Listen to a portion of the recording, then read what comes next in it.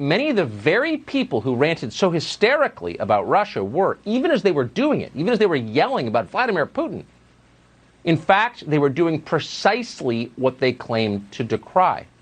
They were working on behalf of a foreign power, our chief global rival, the government of China. The Russia hoax effectively was a diversion. It hid something that is not a hoax at all, but that is real and threatening to all of us. We're going to spend the foreseeable future reporting on the relationship between America's political and financial elites and the communist government of China that has made many of them very rich. But we want to start tonight with evidence, with a remarkable video. This video was recorded a little over a week ago, on November 28th. The man you're about to see speak is a professor from Beijing called Dong Cheng. The video comes from an appearance that he made on a Chinese television show about Wall Street and international trade. Dong Cheng works at Renmin University in Beijing. He is also, like so many in academia in China, a servant of his country's government. This video was deleted from Chinese social media soon after being uploaded, and there's a reason for that, as you'll see.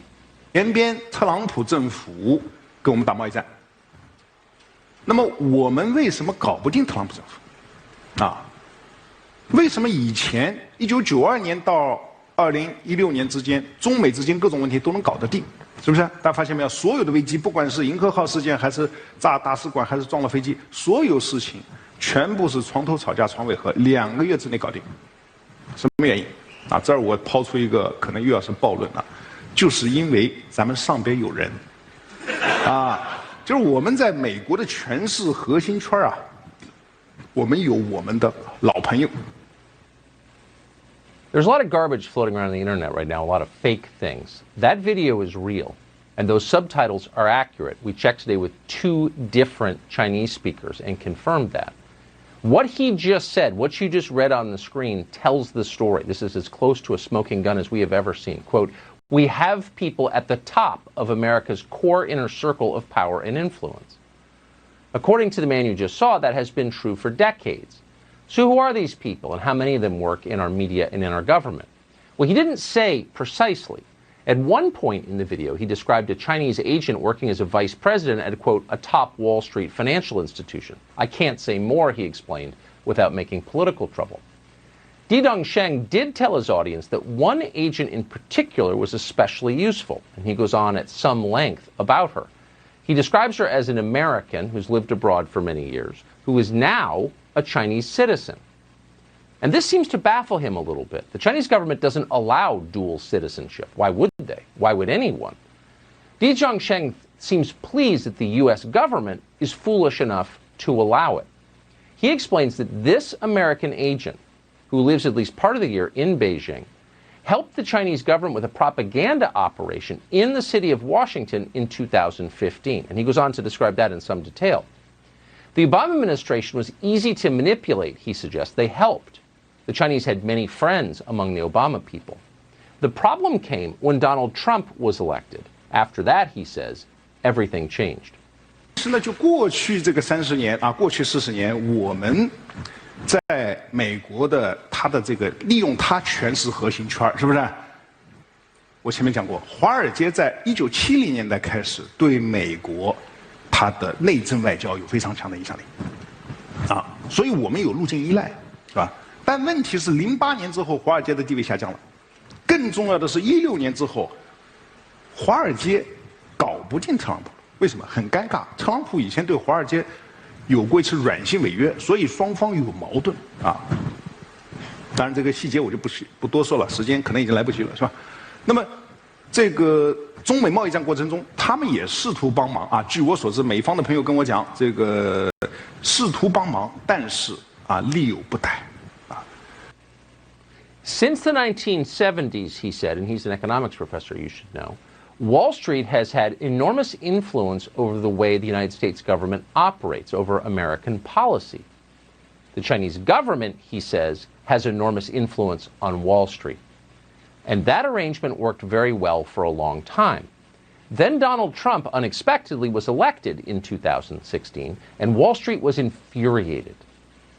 Wall Street can't fix Trump, he said, but they tried. And this solves the mystery.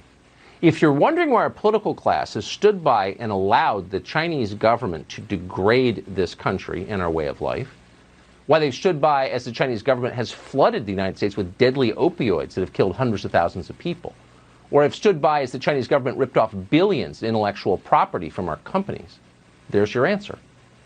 Earlier this year, the chairman of Harvard's chemistry department was arrested for taking $50,000 a month from the Communist Party of China in return for sending secrets and referring top scientists to Beijing. It barely rated as a scandal. You may not even be aware it happened. Why? Because so many are on the take, in effect.